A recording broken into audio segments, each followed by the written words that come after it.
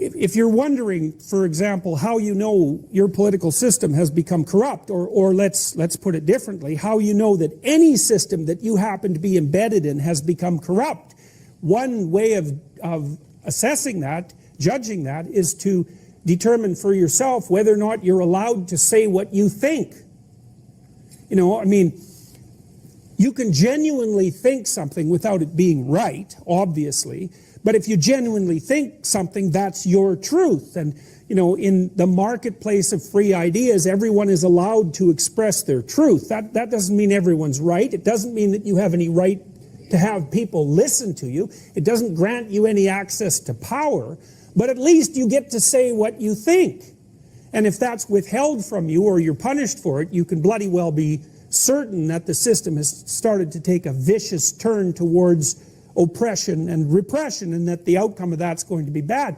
Even if your thoughts are reprehensible, you should be allowed to put them forward, not least because the rest of the society needs to know where the dangerous wingnuts are, so that the ideas can be brought up, you know, out in the open and disqualified, you know. So freedom of speech encompasses the freedom to say the most outrageous things, just so everybody knows what you're thinking.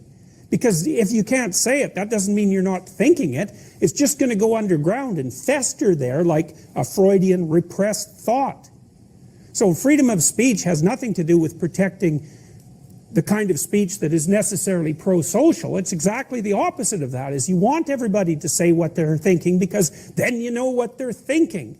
And it's also often the case that people can't come to the truth unless they're allowed to express their untruth and have that, you know, criticized in public forums. So Solzhenitsyn's conclusion was that there was no way that the terrors of the Soviet state could have got the foothold that they got unless individual people were willing to falsify the nature of their own experience. And in the Gulag Archipelago, he basically describes a society. It's 2,700 pages long, this book, and it's little tiny type. It's a very, very comprehensive examination. He basically shows you story after story, tells you story after story of how people falsified their experience in the service of the state. And so the story is basically something like this. He said, this is what happens when you give your God-given soul over to human dogma. So the basic idea is, well, you're left in a sphere that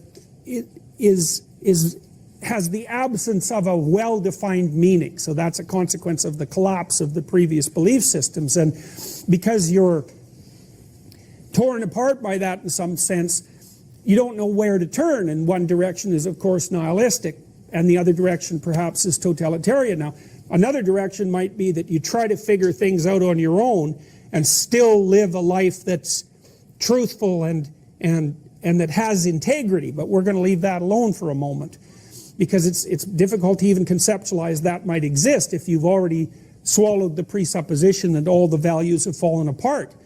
You turn to totalitarianism. Okay, well, it tells you what to think, it tells you how to act, it tells you how your society should be structured. But it does some things that are even more subtle and subtly destructive than that, because what it also does is posit a future utopia, which is an organization of the state where everyone has everything they want permanently.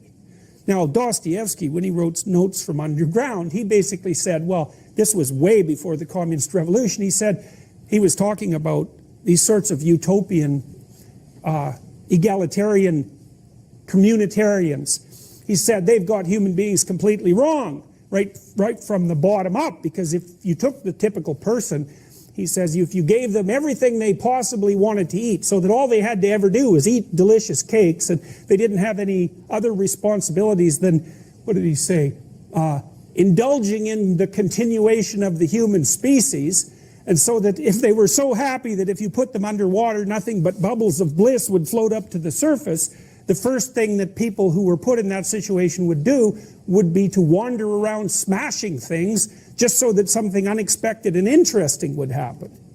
You know, it's a brilliant critique of utopianism, because it's exactly right. He said, Dostoevsky said, people are so crazy that they'd rather be subjected to inconvenient and unexpected occurrences than just to lay there all soporific with bliss. And so that there was something wrong with the whole utopian notion right from the get-go, because that's just not what people are like. They'd rather have interesting trouble than non-interesting perfection. You know, and I think that's an incredibly powerful idea. But anyways, you can just think about that in relationship to your own character. I mean, how often do you do something that's trouble just to see what happens? I mean, it's exactly what people are like, you know. Even chimpanzees, juvenile chimps, if they see an old male sleeping underneath the tree, they'll go and poke him with a stick just to see what happens. You know, and it's like, well, if you can't see humanity in that sort of behavior, there's something wrong with you. So, but the utopians offered this vision of the future, which was basically paradise on earth, but they also proposed that it was something that could be attained through certain types of, you know, direct political action, which usually meant, well, fix your neighbor up, or even worse, meant steal what he has because he shouldn't have it anyways. And the problem with the utopian vision essentially was that if my theory is associated with a future utopia in a logical way, so I can make a case to you that if you do this and we do that and they do this and we organizing things this way, then we'll usher in a period of prosperity that's almost heavenly in its promise. The problem with that is it means we can do any bloody thing we want right now because the end product is so valuable that it justifies it. And so what happens is that the utopian vision turns into a rationale for the most destructive forms of behavior in the here and now. And then when someone's called to task for it, it's like, what the hell do you think you're doing? You know, they'll say something like, well, you can't make an omelet without breaking eggs. You know, and that's all well and good if you happen to be making the omelet, but it's not so damn good if you happen to be one of the eggs. And there were plenty of eggs broken on the way to, you know, the Soviet vision of success. Well, and you know, there's good evidence. Stalin, by the time the mid-1950s came around, there's pretty decent evidence from the KGB archives that he was preparing to launch a thermonuclear war against Europe. I mean, he'd already killed God only knows how many million people by that point. A few more 100 million weren't really going to weigh that heavily on his conscience. The last book I read on Stalin, which was published, which was called Stalin. It was written by a guy who had access to the KGB and Communist Party archives. He claimed that Khrushchev and 3 other people killed Stalin in the late 1950s to stop him from invading Europe. So, I mean, you know, in the battle between the communist utopians and the West, we came this close to wiping everything out several times. So, now, what happened in some sense was this, is that this theory was laid out to cover the world. So the Marxist theory was presented itself as a scientific theory, an inevitable theory of history. And the theory of history was that the warfare between the oppressed and the oppressor was the primary fact of life, and that needed to transform itself into a egalitarian utopia, and that there were certain states political states that mankind would have to go through to reach that end. Okay, so that was basically the theory, and part of the theory was that in order to get to that point, then resources had to be distributed equally to all, which sounds fine in principle, but then again, the devil's always in the details, and how to distribute resources equally is by no means self-evident.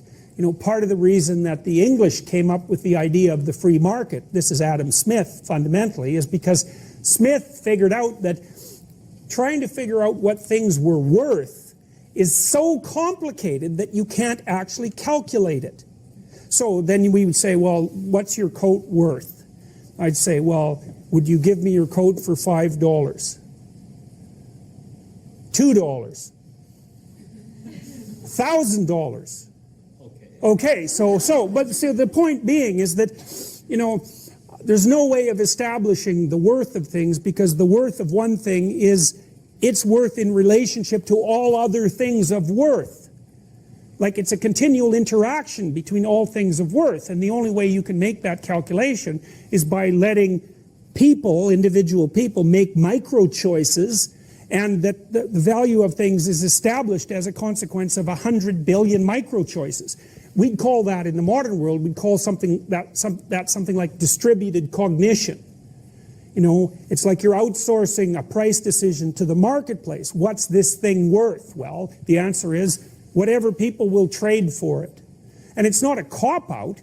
It's an indication of the fact that you can't come up with a computation that will allow you to determine what something is worth. So it's impossible to make a pricing decision. It's really, really difficult. And to think that you could make a conscious and pre-programmed pricing decision for every single commodity is completely insane, and that's what they tried to do in the Soviet Union. And I read at one point that the Central Pricing Committee had to make 10,000 pricing decisions a day.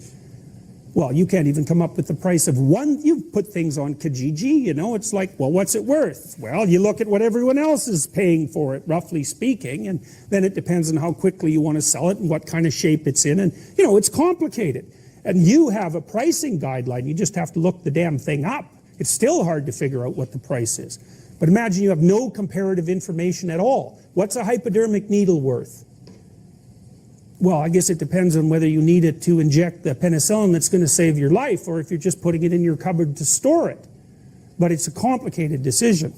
All right, so anyways, this utopian scheme was set up, and we're acting on the proposition that people used it, at least in part, as a replacement for their alternative, for their old belief systems, which I think is a perfectly reasonable proposition. But we're also going to take a psychoanalytic approach, and we're going to say, well, it also allowed people to manifest bad faith, because if your worth can be determined by how good a cog you are in the fascist or communist machinery, it pretty much alleviates you of any responsibility that you have to have for your own life. So that for every positive reason that you might join a utopian movement, there's a negative reason, which is, well, you can benefit from its exploitive nature and you don't have to take any responsibility. Well, Solzhenitsyn and Frankl both talked about that a lot, as did Nietzsche, but Frankl and Solzhenitsyn are more interesting because they actually happened to live through the imposition of systems like that and could see them from the inside.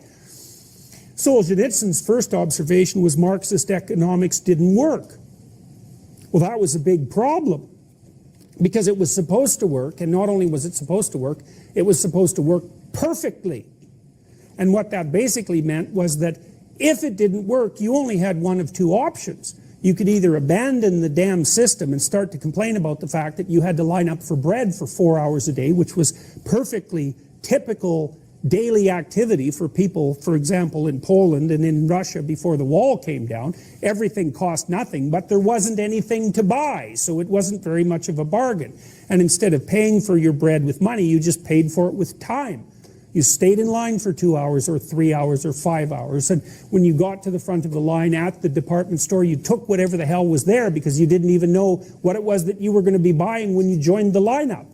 And so it wasn't like it was free, you just paid for it with your time.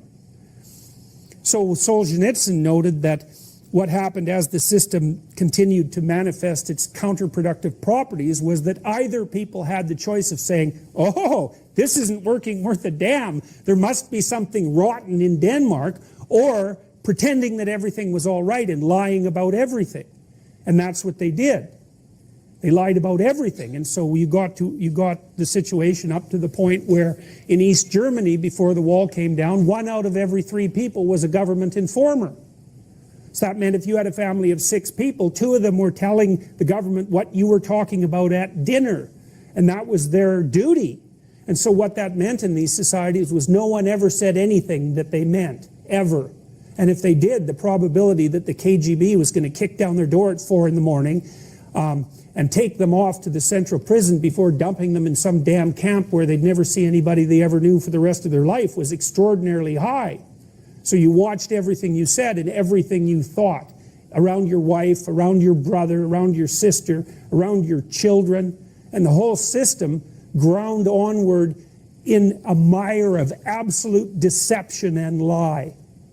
And Solzhenitsyn's point as well, and this is one of Frankl's main points, is that if people had if people had decided to stop lying, the system would have ground to a halt. But that isn't what people did. They just kept lying. Now, he noticed when he was in the prison camps, because he was in them for a long time, he did encounter people inside the camps, like Frankl did, who were absolutely unwilling to falsify their experience. So, for example, one of the things that had to happen if you were arrested by the KGB and sentenced to a prison camp was that it was necessary for you to sign a confession. And that's so peculiar, eh? You think, well, they're going to arrest you arbitrarily and put you on trial for trumped up nonsense. Why couldn't they just forge your damn signature? It's like, why did they care if you confessed? And the answer to that was, well, it was part of the way the system kept itself validated, because the people who were torturing you could justify the torture if you agreed that you were actually at fault. And so rather than face the fact that they were just doing something corrupt to innocent people, they'd extract a confession out of you so that they could convince themselves that you deserved exactly what you got. Now, Solzhenitsyn said at one time that one person who stopped lying could bring down a tyranny. Now, that's a pretty radical statement, but, you know, when he wrote the Gulag Archipelago, I mean, he memorized that damn book when he was in one of the prison camps, because they didn't give him pencil or paper, and even if they did, they wouldn't have been able to carry the damn manuscript around. So he basically memorized it, 2,700 pages, you know, written at the volume of a very loud scream. And when he got out of the prison camps, he had 2 copies of it typed out, one by one typist and one by another. They didn't know each other. The KGB broke into the one typist's home and stole the manuscript, and she killed herself. Then, well, and you can understand why. You know, she thought this was a tremendously valuable piece of work, and she thought it was the only copy, and they destroyed it. Well, he couldn't even tell her that there was another one, because they would have got it too. Well, and then it was exported to the West in unpublished form and published in English to begin with, and it was an absolute bombshell, like, and it was published in 1974. It was, at that point, anyone who had any moral integrity whatsoever and who was also literate read that and said, oh, okay, game over. All those propositions, they're wrong beyond belief, and that part of what we thought might be possible is done. Well, you know, that happened to some degree. Communism lost a tremendous amount of its intellectual credibility, and that was part of the reason that it fell over in 1989. But, you know, it's not like everybody has shaken their... No, it's not as if everyone's faith in that sort of thing is being shaken. You know, there's this massive stream of Marxist utopianism that's still running through postmodernism, and that's you know, made its way to Western universities all over the world.